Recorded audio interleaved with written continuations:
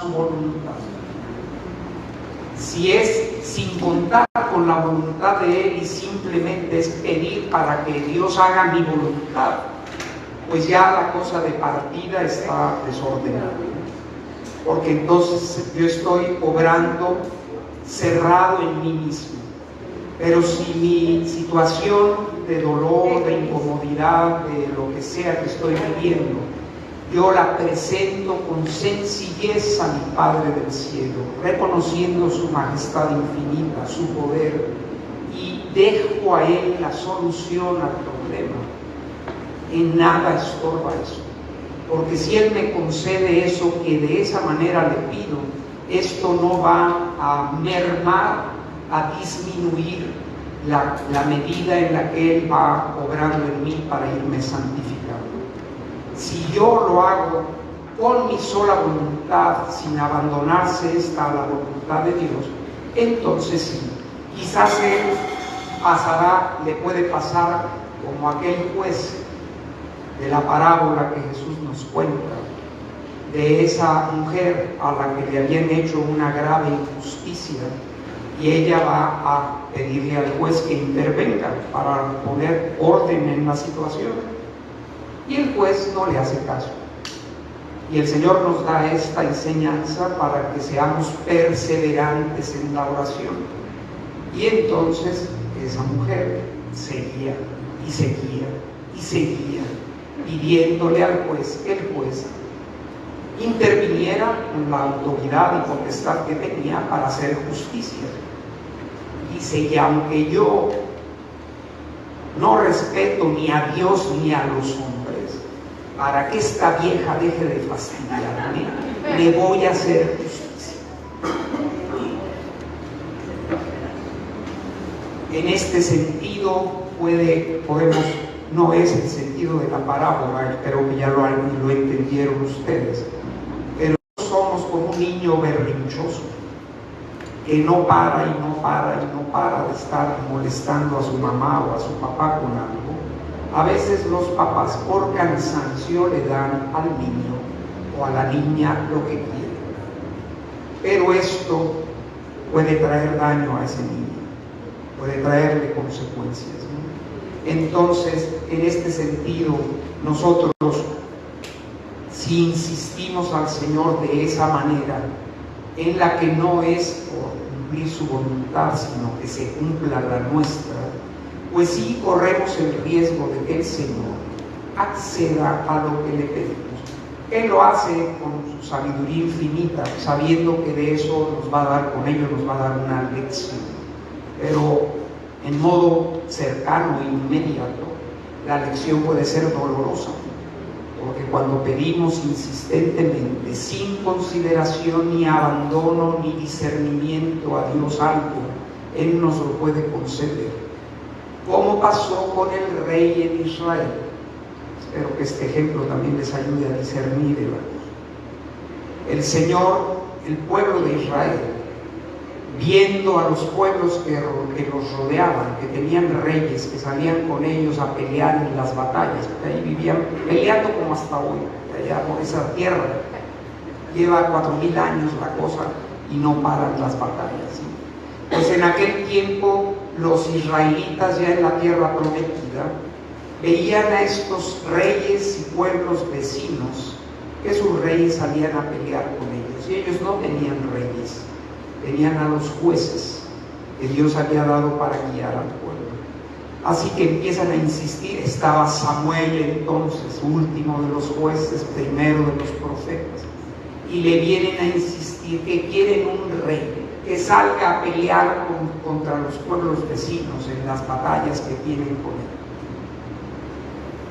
Tanto insisten que Samuel se da cuenta que esto es una ofensa a Dios, porque Dios los había guiado y gobernado a través de esos jueces a los que iluminaba Él para guiar al pueblo en el momento oportuno, y ellos ahora le están pidiendo un rey.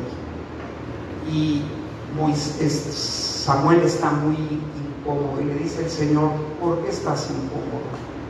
Dales lo que quieren. Pero diles también que esos reyes van a aprovecharse de ellos, van a hacer de sus hijas sus sirvientas, les van a quitar las tierras, van a usarlos para sus batallas y sus correrías, estos que van a gobernar. Dales lo que quieren. Y les dio a Saúl, que pronto, por desobediente y orgulloso, dejó de ser el rey querido por el Señor y vino después el rey David. Así que este es el riesgo cuando no nos movemos con discernimiento y por solo complacer al Señor. Si somos muy insistentes en algo, puede el Señor, como le dijo a Samuel, darles lo que quieren. Nada más adviérteles las consecuencias que eso va a tener. Entonces tenemos que ser cuidadosos, porque Dios puede escuchar una oración muy insistente sobre algo, pero que no está hecha con sabiduría, no está movida por el Espíritu del Señor. Entonces por eso es el secreto, la oración de Jesús en el huerto. A ver.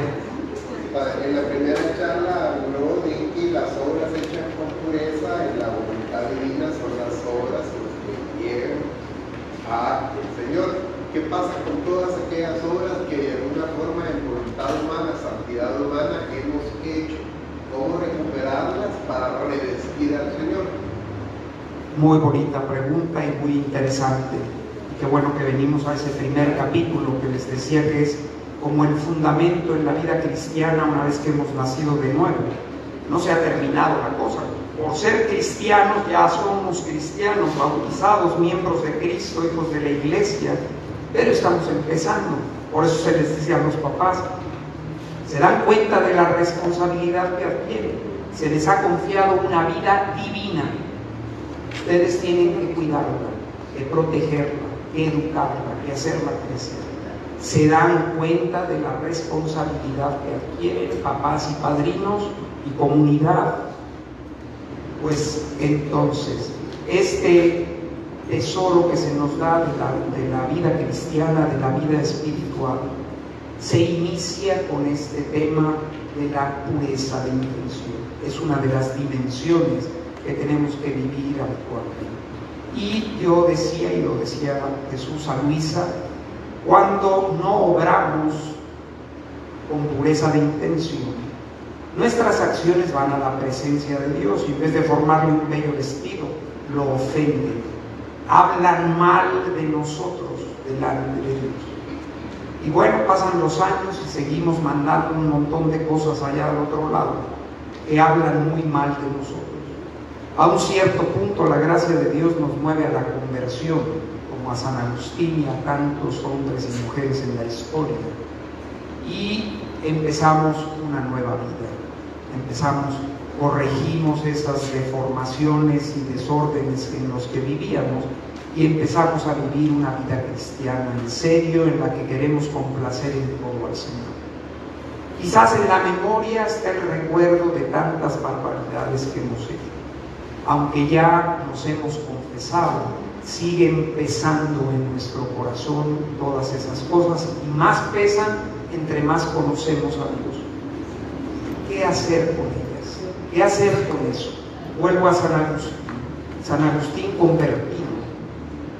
Durante años estaba en él el recuerdo de tantas cosas mal hechas. Y que entre más conocía al Señor, más le dolía haber hecho todo eso. Y como Pablo le pedía, ¿quién me librará de esto, Señor? Y entiende que tenía que llevar esa pena, estaba ahí en su memoria, era algo que él había hecho, eso no, ya estaba perdonado. San Agustín no dudaba en lo absoluto de que el perdón de Dios le había sido otorgado. Pero eso estaba ahí. Entonces, él, cada vez que esto venía a su recuerdo, lo ofrecía a Dios como sacrificio. Esa pena que sentía de lo que había hecho mal, se la ofrecía al Señor. Un buen día, desapareció totalmente de su corazón esa pesadumbre que le traía su vida pasada. Entonces esta es la primera cosa por la que hacer con todas estas cosas, ¿no? Primero, la primera, confesarnos y hacerlo bien, acercarnos al sacramento y confesar con claridad todas nuestras faltas. Recibido el perdón, total confianza en que Dios me ha perdonado, eso no existe más ante Dios. Pero si la memoria de esas cosas sigue en mí, ¿qué hacer? Y luego está este otro tema que viene de la mano, que es que el Señor a Luisa le dice que hemos de rehacer en su voluntad todos nuestros actos. Y esto cambia la naturaleza de los actos que yo hice en el pasado. No. Yo no puedo volver al año pasado ni al día de ayer para cambiar una acción que yo hice con mala intención o sin intención o por búsqueda de mí mismo. Esa es la semilla de esa acción, es el corazón de esa acción, la intención con la que yo la hice. Y con esa intención, eso es lo que quedó sembrado en esa acción. ¿Qué hace el sacramento de la reconciliación? Si eso era desordenado, lo cancela. Y eso es sustituido por la misericordia de Dios, que me perdona mis faltas. Y ese vacío que quedó, yo no hice lo que tenía que haber hecho. ¿Qué puedo hacer hoy? Si yo no puedo ir para atrás y cambiar nada de lo que atrás yo hice irresponsable o deliberadamente mal, si yo no puedo ir a cambiar eso, ¿qué puedo hacer para dar a Dios la gloria que debería yo haberle dado con esos actos que no hice o que hice mal? El acto presente. En el momento presente yo puedo invitar a que sea Jesús el protagonista de ese acto y su voluntad santísima. La voluntad divina es un acto eterno, es la vida eterna de la Trinidad Santa, desde que Dios es Dios y lo será siempre. Ese acto eterno contiene todos los actos, no solo el acto del solo y único Dios en tres personas, sino el acto o los actos de todas las criaturas creadas por ellos. De modo que ahí está, y todo lo que Jesús, Verbo encarnado, hizo para dar a su Padre la gloria que todos le debíamos. Ahí está todo. La reparación que hizo Jesús a todos los instantes de tu vida no vividos según la voluntad de su Padre, están vivos y palpitantes en el corazón de Cristo. Y ese corazón palpitante está en el acto eterno de Dios. Si yo entro en ese acto, ¿y cómo entro en ese acto? Pues queriendo entrar con mi voluntad. Entro en ese acto que es la voluntad de Dios, en la que somos, nos movemos y existimos. No es que tenemos que irnos a otra galaxia para entrar en el acto eterno de Dios. Ese acto, en él somos, nos movemos y existimos como criaturas. Pero en cuanto a relación personal con las divinas personas, yo tengo que querer entrar en esa relación. Ya entré en ella por el bautismo, ya soy hijo o hija de Dios, pero ahora tengo que querer, como para estar en la iglesia ahí junto a Jesús sacramentado, ¿qué tienes que hacer? Pues sí, darle orden a tus piernas, a tus ojos y a todo tu cuerpo. Vamos a la capilla, vete al frente, póstrate, adora a Jesús que está ahí realmente presente. Para entrar en la divina voluntad no te tienes que ir a otro planeta, solo es querer entrar en ella. Querer entrar, porque aquí en esta habitación hay muchas sillas. ¿Están aquí porque quieren las sillas? No. ¿Y ustedes? Sí. Pues que una gran diferencia hay. ¿Y por qué están aquí? Pues porque han querido estar aquí. Pues así, para estar en la voluntad de Dios personalmente, no como criatura estás en ella y no puedes salirte de ella. Si te salieras, dejarías de existir. Y eso no depende de ti, depende de Dios que te creó y aquí te puso. Y aquí estamos. pero como hija, como esposa, como madre, estás aquí porque quieres estar. Entonces, para estar en la voluntad de Dios, hay que querer estar en ella y hay que saber que estoy en ella. Por eso le decimos al Padre en las oraciones iniciales: Padre, te amo, ponme tú mismo en la inmensidad de tu voluntad. Dame tu mano y ponme tú mismo en la inmensidad de tu voluntad. O le decimos: Jesús, te amo, ven divina voluntad a orar en mí, a mirar en mis ojos, a palpitar en mi corazón. Esas palabras, si las decimos no como pericos, sino conscientes de lo que estamos diciendo, son una invitación a que la divina voluntad venga a mí, o que yo quiero entrar en ella. Y vamos a lo que preguntaba. Entonces, ¿qué hago con mis acciones pasadas? Entra en la voluntad de Dios. Haz entrar en su voluntad el acto que estás haciendo ahora. ¿Es una oración, o es tomar un alimento, o es leer unas palabras de la Escritura, o ir a misa, o irte a tu trabajo? Haz eso junto con Jesús y en su voluntad.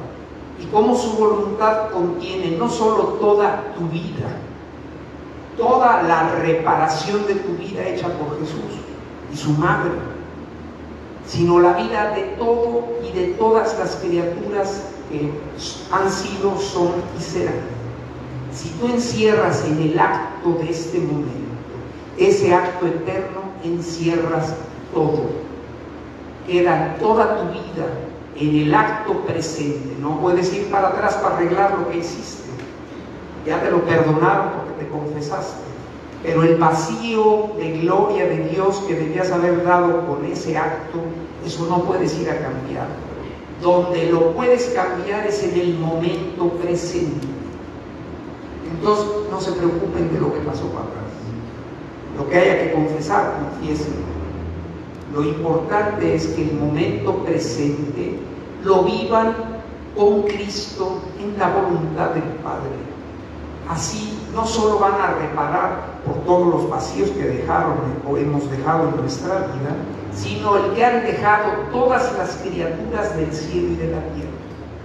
Y harán de ustedes, propiedad de ustedes, en ese acto que puede repetirse todos los días, muchas veces, encerrarán en este acto el acto eterno de Dios. Y darán al Padre con Jesús y como Jesús gloria y amor infinito a nombre de todas las criaturas. Entonces, ocúpense de esto, que algunos quieren empezar a hacer la lista de todo lo que no hicieron. No se preocupen de eso, ya lo acusaron y fueron perdonados, dejen eso atrás.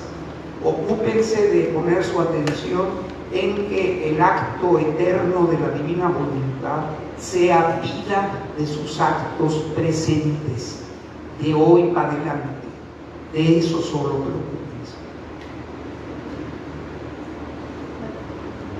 Sí.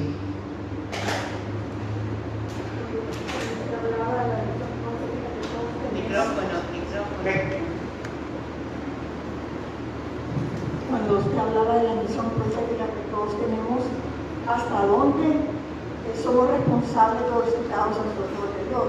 Por ejemplo, una familia, a los hijos, al esposo los ha tratado de cambiar la fe, de la misa, de la oración, pero los hijos crecen y se van y el esposo pues sigue siendo como quiere. ¿Hasta dónde somos responsables de seguir insistiendo en esa misión profética? Bueno, está bien.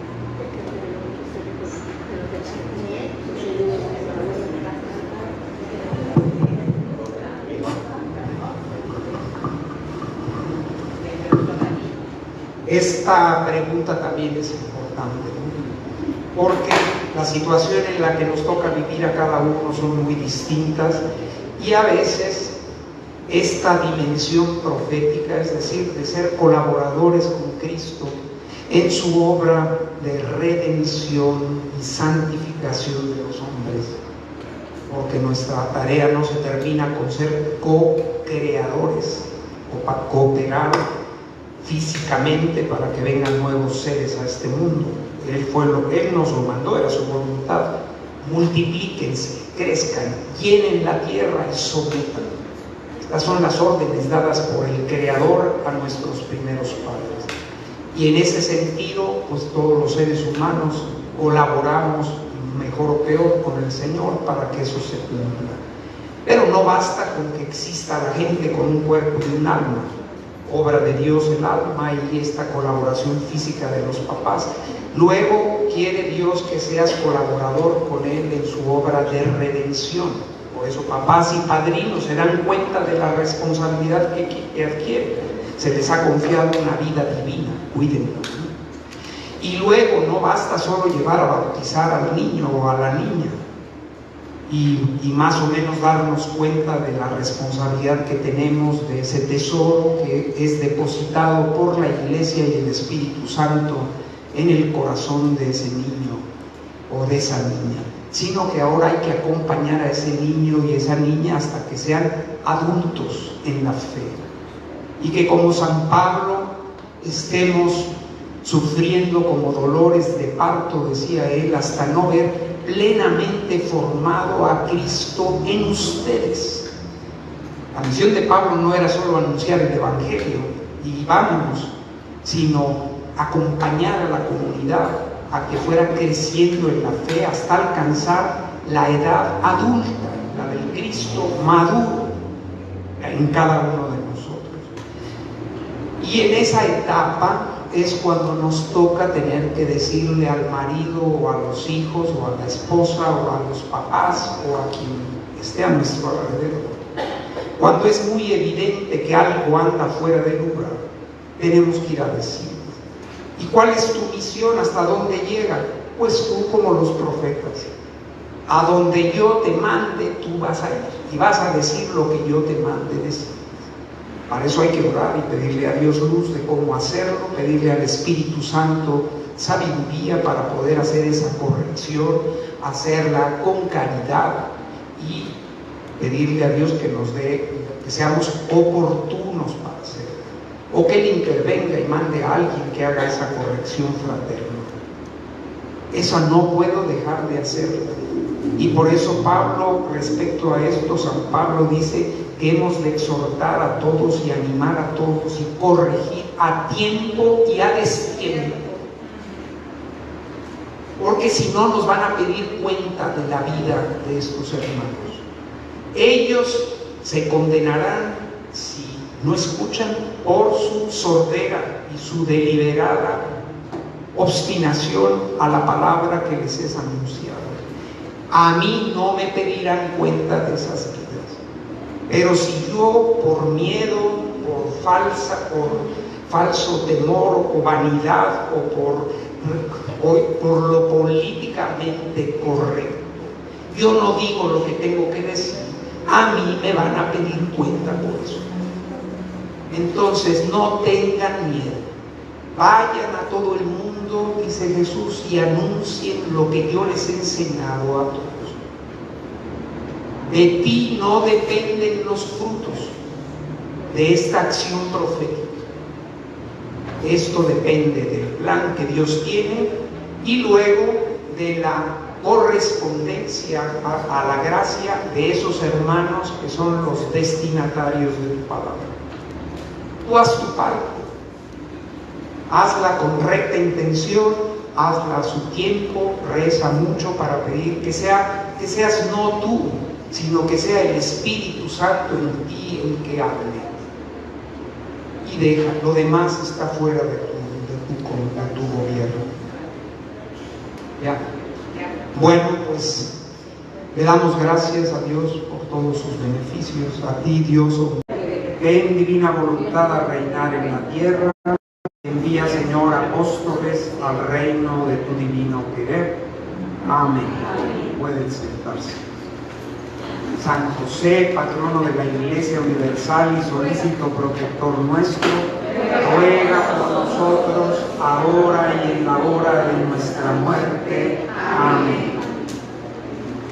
Bueno, así como el clima que va incrementándose en la temperatura, igual en este clima de índole espiritual, de lo que hemos visto esta mañana, vamos a tratar de acercarnos a la infinita grandeza del don de la divina voluntad en sí mismo. Hemos visto la importancia que tiene el hacer la voluntad de Dios con pureza de intención, y en el camino, como Jesús nos dijo, el que quiera ser mi discípulo, niéguese a sí mismo. Para poder obrar con pureza de corazón, de intención, hay que negarnos a nosotros mismos, porque la concupiscencia en nosotros nos lleva no a buscar la gloria de Dios ni en la correspondencia a su amor, sino en hacer lo que se nos ocurre a nosotros, a nuestro gusto. Así que esa pureza de corazón corresponde en esas palabras de Jesús: el que quiera ser mi discípulo, niéguese a sí mismo. Primer paso. Luego, tome su cruz. Y de eso estuvimos hablando, de este gran misterio de la cruz. Y vamos adelante. Ahora hay que seguir a Jesús. ¿Y Jesús a dónde va? A la casa de su Padre. Yo los dejo. Un poco y me veréis, otro poco y no me veréis. Me volveréis a ver después. Porque voy al Padre a prepararles un lugar. Así que este seguir a Jesús nos conduce a la casa de su Padre, al corazón del Padre eterno. Y ese es el reino de Dios, es el reino de su voluntad. La visita que el Hijo de Dios nos hizo y se quedó luego con nosotros en la presencia suya eucarística tiene un objetivo final: en general llevarnos a todos al cielo, a la casa de su Padre, y más precisamente en que la voluntad de su Padre reine como en el cielo, así en la tierra. Y de ese es el tema que nos ocupamos esta hora. Ya no de las cosas que hay que hacer para ir por el camino a la casa del Padre, que primero hay que ponernos en el camino. Hay que dejar el reino de las tinieblas y de la muerte, que es en el que fuimos concebidos, y empezar a ser trasladados de ese reino al reino de la luz. Es el reino de Cristo, es el reino de su gracia, es el reino de su iglesia, es el reino de sus sacramentos, de su palabra. Del reino de las tinieblas fuimos trasladados, dice San Pablo, al reino de la luz. Ahora ya estamos en el reino de la luz por el bautismo y los demás sacramentos. ¿Qué más hay que hacer? Síganme, tomen su cruz y síganme. Y no nos va a faltar la cruz, la tendremos toda la vida hasta el último instante de nuestra vida. Tomen su cruz y sigan. Hay que tomarla con paciencia, con confianza, con gratitud, por lo que les decía que Jesús dice a Luisa, porque la cruz tiene la misión de injertar a Dios en el corazón de Dios. ¿Se dan cuenta del cambio total que tuvo la cruz? Era una maldición. Jesús la convirtió al llevarla libre y voluntariamente, la convirtió en una fuente de vida eterna, al punto de injertar en nuestras personas, en nuestras vidas, su divinidad, el cielo en nosotros. Y ahora el Señor, ya que vamos siguiéndolo, caminando con Él hacia la casa del Padre, nos dice: síganme, vamos a casa, a la casa de mi Padre. Pero no para cuando ustedes se mueran, sino mientras viven aquí en la tierra. Yo los voy a llevar y introduciré a la humanidad en el reino de la voluntad de la Trinidad, mientras la humanidad camina en el espacio y el tiempo. Ciertamente al final de la historia, Unos irán a la vida eterna y otros a la condenación eterna, a donde haya cada quien decidido. Y ahí será la situación definitiva para todas las criaturas inteligentes y libres. El asunto es que el decreto establecido por Dios para el hombre es que el cielo se viva, tenga su pleno cumplimiento aquí en la tierra, antes del fin del mundo. Eso es lo que llevamos 2000 años pidiendo. Y Jesús aquí nos va a explicar con este capítulo que vamos a leer, o empieza a explicarle a Luisa, escriban del volumen 11, 15 de marzo de 1912. Repito, volumen 11, 15 de marzo de 1912. Y el subtítulo del capítulo dice: la divina voluntad es la santidad de las santidades. Caminar con docilidad detrás de Jesús, llevando la cruz,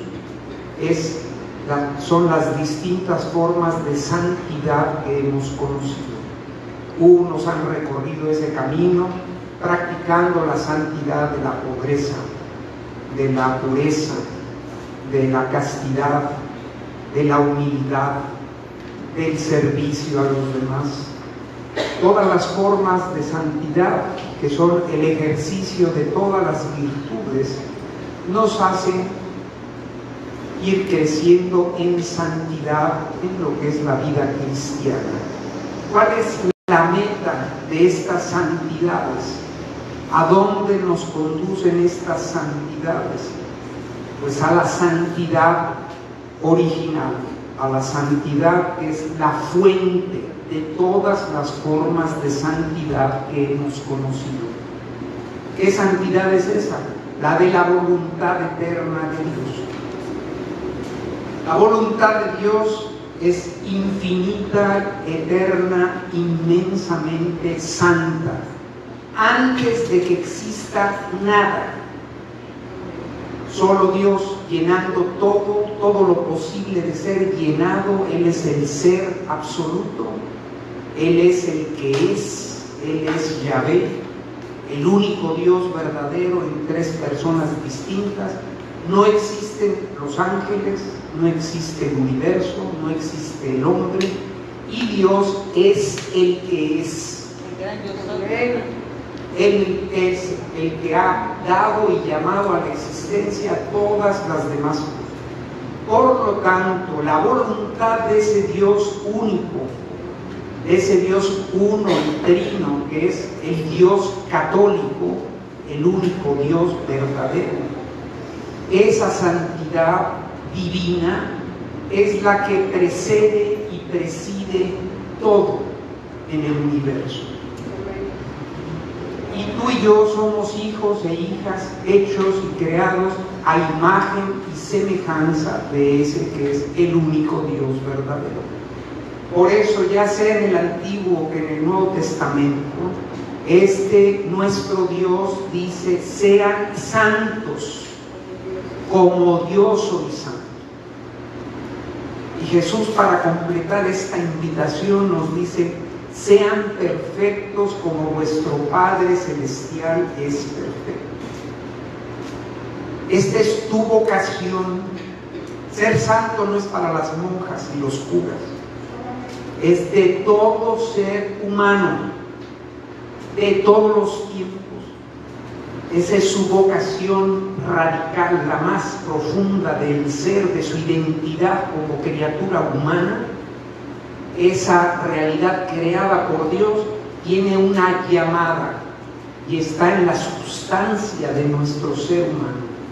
Sé santo, sé santa, como tu Padre y su Hijo y su Espíritu son santos, 3 veces santos.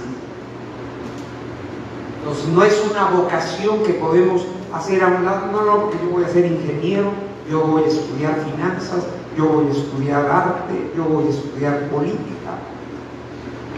Y por eso Lo de la santidad lo dejo para el final. No, Señor, todos los instantes de tu vida tienen que ser vividos para cumplir esta vocación que Dios te ha dado.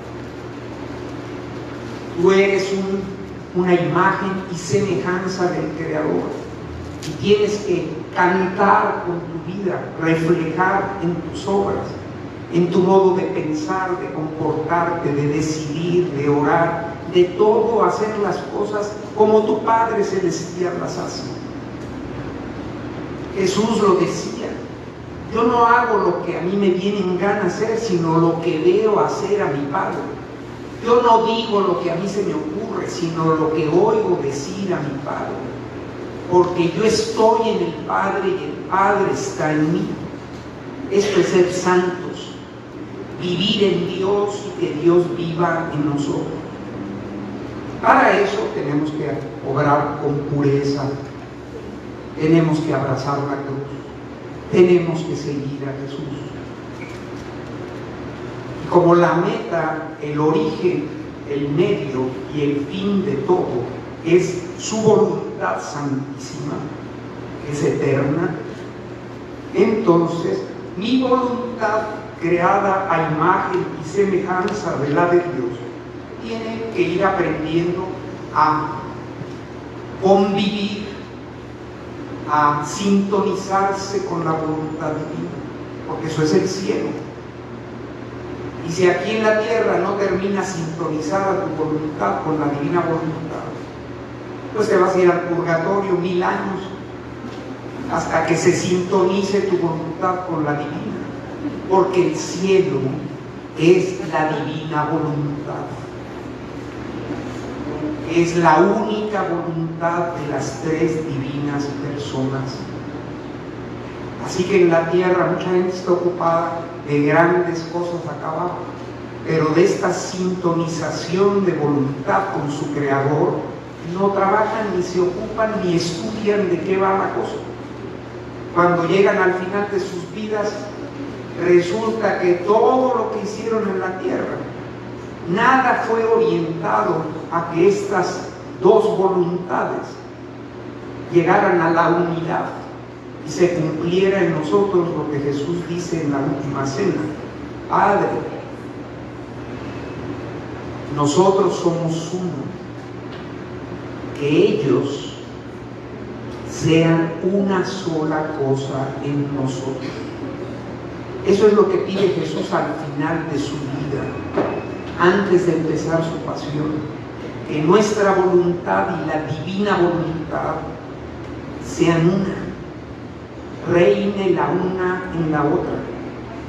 Así que esta es la tarea más importante que tenemos en la vida humana, en la vida sobrenatural de la gracia, y que es cumplimiento de la identidad y vocación que Dios nos ha dado al crearnos.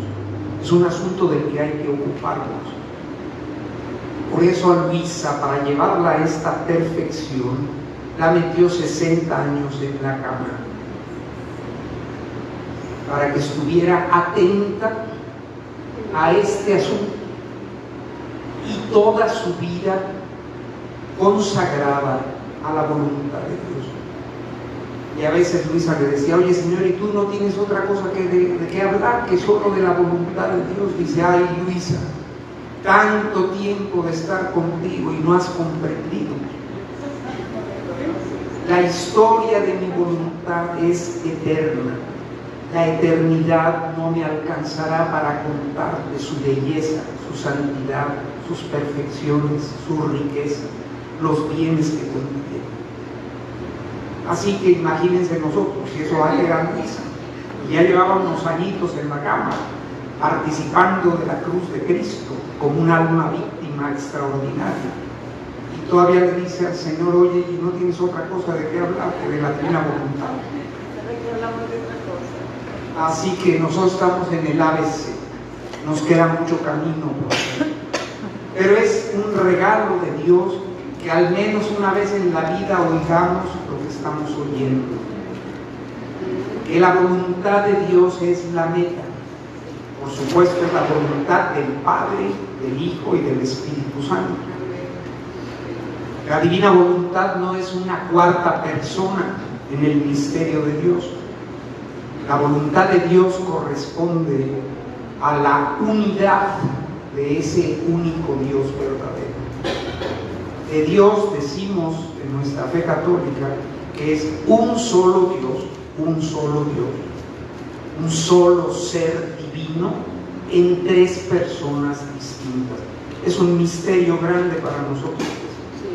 Pero gracias al don de la fe que tenemos podemos más o menos acercarnos un poco y entender que en Dios hay tres personas divinas y una única sustancia divina, una sola esencia divina, que es su acto eterno, su vida divina, su esencia divina. Así que este tesoro es el que nos ha creado y nos sostiene y el que nos llama a volver de nuevo a casa. Y esa es la casa de la Trinidad, su voluntad santísima. Les pongo un ejemplo que nos puede ayudar a comprender un poco este gran misterio. Nosotros, como seres humanos, somos como una pequeña barquita. Y esa pequeña barquita es nuestra naturaleza humana, cuerpo y alma. Y esa naturaleza humana tiene un piloto, como las barquitas o los barcos. Entonces, la persona humana es la que hace la tarea de ser piloto. Pero ¿qué pilotea la persona humana? Pilotea una naturaleza humana. Y esa es la barquita. Y la barquita pues tiene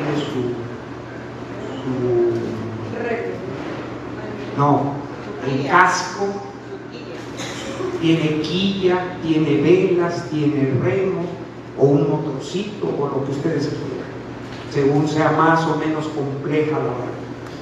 Pero ¿y para qué nos sirve esa naturaleza humana que tenga todas esas cosas si no hay piloto? ¿Qué le pasa a una barca sin piloto? Va a la deriva y termina hecha pedazos en el fondo del mar. El ser humano es un piloto con una barquita. El piloto es tu persona, la barquita es tu cuerpo y tu alma, con todas las perfecciones que tiene el ser humano. Y en Dios, ¿cómo es la cosa? Haciendo esa misma comparación. Dios no es una barquita, es un transatlántico o un crucero de esos espectaculares. Pero ese crucero no tiene un piloto, tiene tres pilotos. Y esos pilotos de ese crucero son pilotos divinos, porque en la barquita tienes una naturaleza humana y tienes un piloto humano. Es el que guía la barquita, el que la gobierna. En Dios, el crucero simboliza su naturaleza divina, que es puramente espiritual, infinita, increada. Infinitas perfecciones tiene esa barca inmensa que es el ser divino. Y tiene tres pilotos divinos: el Padre, el Hijo y el Espíritu Santo. ¿Qué le conviene hacer a las barquitas? Pues primero acercarse al crucero ese, porque fuimos creados por este crucero y esos tres pilotos divinos, y nos creó para que vivamos en él. Él es tan grande que nos va y se ha ido a prepararnos un lugar para que en ese crucero infinito cada barquita tenga un lugar especial donde navegar. ¿Y qué pilotos son los que van a ir a navegar allá? Pues los pilotos humanos de cada naturaleza humana, que somos cada uno de nosotros. ¿Qué quiere darnos cuando Él quiere que moremos en Él? ¿Qué nos quiere dar a nosotros? Nos quiere compartir su ser divino, el crucero completo. Tú aquí en la tierra, en el tiempo, tienes que trabajar con una barquita chiquita, que tiene unos remitos, unas velas chiquitas y algunas cualidades que tiene. Y la vida en la tierra pues tiene muchas dificultades, a veces el aire es contrario, hay que remar fuerte, a veces se puede poner la vela para que el viento te impulse y se pasan muchas dificultades. En la eternidad estas barquitas correrán a toda velocidad en el océano infinito de la divina voluntad. Y Dios te la quiere dar con todas sus perfecciones a ti. Esa es la santidad de las santidades, el vivir en ese crucero en el que hay un lugar único y irrepetible para ti y que tú seas, por gracia, partícipe de toda la belleza que ese crucero contiene. Para eso pues hay que acercarnos al crucero hasta que seamos admitidos a vivir en él. Y esa es, ya cuando vives en él, esa es la vida en la divina voluntad, es la vida del cielo en la tierra. Antes de llegar allá, nuestra vida es la vida de santidad, de acercarnos con nuestra barquita al gran crucero que es la voluntad eterna de Dios. Tienes que negarte a ti mismo. Si te quedas a dormir en la barquita, quién sabe a dónde vas a ir a parar. Hay que estar vigilantes, despiertos, activos, hay que echarle ganas y hay que darle a los remos y de vez en cuando puedes poner la velita y que el viento te acerque hacia el crucero. Ese es el trabajo de la vida cristiana y el esfuerzo hecho por innumerables hermanos y hermanas nuestras en el Antiguo y en el Nuevo Testamento por acercarnos al crucero. Esas son las santidades que hemos conocido. ¿Quién es el protagonista en estas santidades? Jesús. Tu voluntad. Las barquitas son tu alma y tu cuerpo. Tu alma dotada de voluntad humana. Ya decíamos, si estás aquí, ¿por qué estás? ¿Por qué estás aquí? Porque quieres. Porque si tu voluntad hubiera decidido que hoy te ibas a la playa, ¿dónde estarías? Pues en la playa. Si estás aquí pasando calor, es porque tú has querido venir. No sé si a pasar calor o no, pero has querido venir y estar aquí. Así que el estar aquí es porque tu voluntad lo quiere. Cuando tú al nacer, naces no en el crucero, sino fuera del crucero. Naces en el mar y te descubres unos años después que tienes una barquita, que es tu cuerpo y tu alma, que es tuyo y que eres una persona y que tú puedes echarte a dormir o empezar a remar porque ves a lo lejos el crucero al que quieres llegar y empiezas a caminar hacia allá. El ejercicio de acercarte al crucero, esta es la santidad. Y ahí tú eres la protagonista. Por supuesto, como decía Jesús, sin mí nada podéis hacer. Así que para que esa barquita, por ahí en el mar, con sus pequeñas fuerzas, se ponga de camino hacia el crucero al que está destinada a entrar y vivir en él, esa barquita necesita la ayuda de Dios. Y esa es la gracia, te ha dado razón, capacidad de comprender quién eres en alguna medida, para que descubras que tú no estás ahí de casualidad, ni estás de vacaciones para hacer lo que tú quieras, sino que tienes una tarea que hacer, y esa tarea es la de ponerte a andar en dirección al crucero, que es tu madre, la que te dio el ser que tienes, te dio tu cuerpo y tu alma, y te da todo lo que necesitas para poderte encaminar hacia ella. Ella te da la gracia del sol que está en lo alto, que te ilumina para saber y poder ver hacia dónde caminar. Y con la asistencia de Dios, tu voluntad está en gracia de Dios, hace su mejor esfuerzo por caminar hacia el crucero. Estas son las santidades que conocemos: la santidad de San Francisco de Asís, la santidad de la Madre Teresa, la santidad de San Agustín, la santidad de San Camilo, la santidad de Santo Domingo de Guzmán, de todos los santos que conocemos. Pero esta santidad no es la santidad de Dios mismo, es la santidad, es decir, la imitación que han hecho lo mejor que han podido de la belleza infinita y santidad del 3 veces santo, estos hombres y mujeres que han vivido en la tierra y han entendido hacia dónde deben caminar. Esa es la santidad que ellos han ejercitado en práctica. ¿Qué dice Jesús ahora? Yo quiero llevarles a vivir mientras viven en la tierra, en el crucero de la santidad infinita de mi voluntad. Oye, Señor, pero esto es una cosa nueva. Dice, no, esta es la santidad que le di a sus primeros padres y que puestos a la prueba perdieron. Y por eso ustedes todos nacieron fuera de mi casa.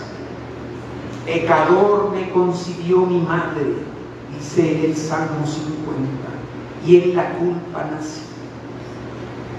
Por eso todos nacimos en el reino de las tinieblas y tuvimos que ser exorcizados para ser bautizados, ser lavados de ese pecado de origen y empezar una nueva vida como nuevas criaturas, como miembros de Cristo, y empezar a seguirlo. Y ese seguimiento de Jesús, esa es la santidad que hemos conocido. Pero esa no es la santidad frontal, no es la santidad de la fuente. Es la santidad con la que nosotros respondemos a la llamada que Dios nos hace a volver a casa. Pero la santidad que se vive en la casa, la que viven las 3 divinas personas, no es la santidad de San Francisco de Asís o de San Camilo. Es la santidad que no tiene principio ni fin. La de estos santos tuvo principio y tuvo fin en la tierra. La santidad de Dios es eterna, es inmensa, es infinita. Esa es la santidad de las santidades. Y repito, no es una cosa nueva. Fue dada esta santidad por gracia a los primeros padres. Y puestos a la prueba, prefirieron hacer su propia voluntad. Y fueron expulsados, por eso son expulsados del paraíso. Y empieza el drama de la muerte y de todas las desgracias que hasta el día de hoy estamos viviendo. ¿A dónde entonces, en el gran plan de Dios, a dónde Dios quiere conducir a la humanidad? De vuelta a casa, pero no cuando nos muramos, de vuelta a casa, a vivir en casa, como debiera de haber sido la vida de los primeros padres si no hubieran pecado.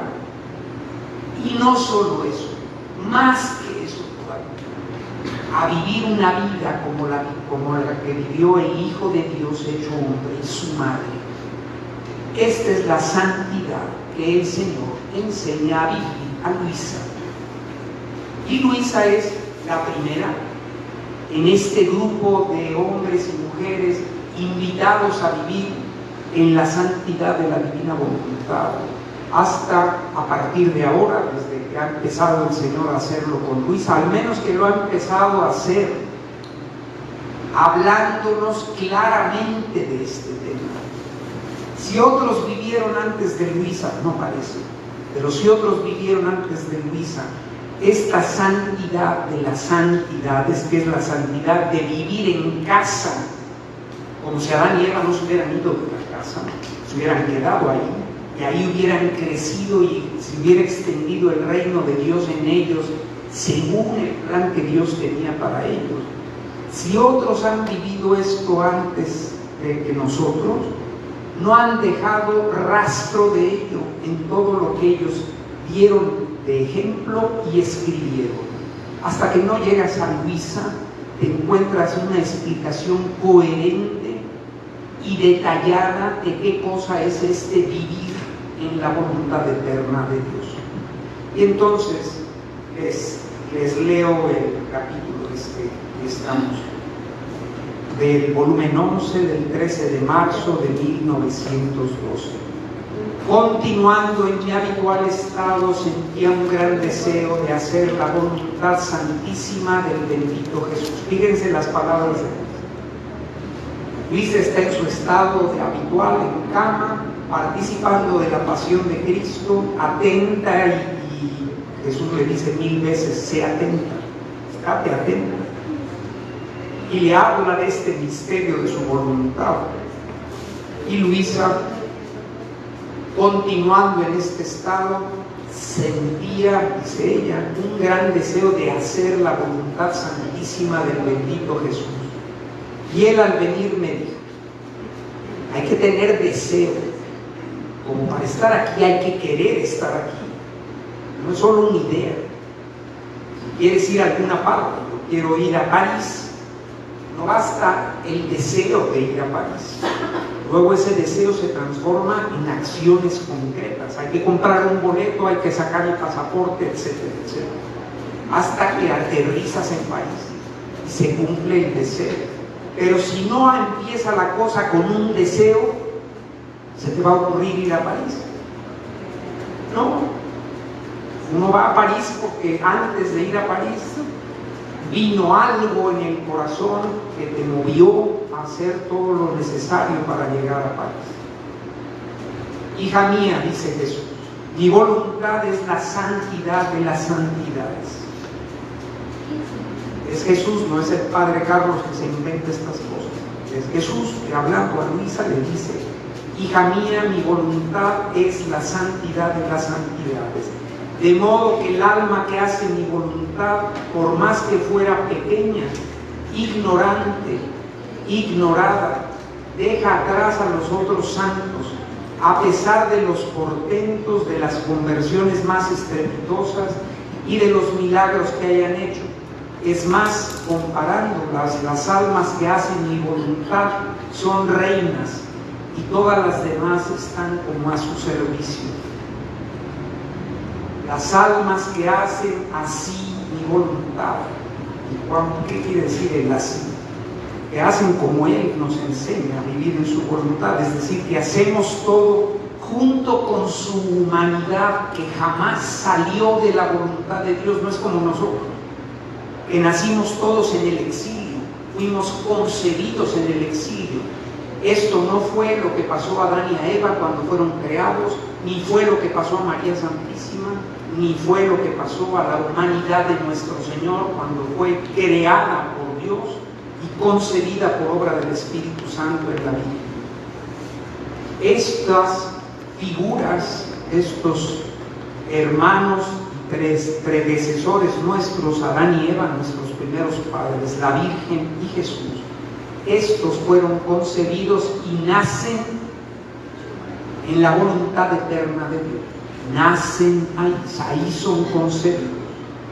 Así que a nosotros el Señor nos quiere que aprendamos a hacer la voluntad como se hace en casa. Hemos aprendido algo de cómo hacerla mientras vamos a la casa, pero Él quiere que aprendamos a vivir en su voluntad como se vive cuando estás en casa. Tú haces lo mismo cuando vas de camino a Nueva York en un avión, que cuando llegas a Nueva York a tu departamento en la Quinta Avenida. ¿Haces lo mismo? No, por supuesto que no. Aquí, para ir a Nueva York y poder llegar a la Quinta Avenida, a tu departamento, tienes que comprar un boleto, tienes que obedecer en el aeropuerto todas las indicaciones, tienes que pasar revisión, tienes que llevar todas las cosas y luego ser obediente en el avión y aguantar la pesadumbre del viaje y todo lo demás, y luego bajar del avión, pasar por inmigración, subirte a un taxi hasta que por fin llegas al departamento. Lo que haces en el departamento no es lo que haces mientras vas de camino. Pues así con la divina voluntad, ir de camino hacia la casa del Padre no es lo mismo Y esa es la santidad. Santidades que conocemos. Es ir de camino fiel, dócil, heroicamente obedientes a todas las indicaciones y mandatos que hay en el camino para poder llegar a casa. Pero esa no es la vida en la casa. En la casa es otra cosa. Se vive de otra manera. Y eso es vivir en la divina voluntad. Esa es la santidad de las santidades. Y continuaremos en la siguiente. Te damos gracias, Señor, por todos tus beneficios. A ti, Dios omnipotente, que vives y reinas por los siglos de los siglos. Amén.